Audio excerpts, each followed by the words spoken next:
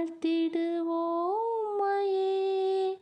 துதி உமக்கே இயேசுநாதா, வாழ்த்திடுவோமையே. நித்தமும் காத்திடும் கிருபைகளையே எண்ணி துதித்திடுவோம். நித்தமும் காத்திடும் கிருபைகளையே எண்ணி துதித்திடுவோம். துதி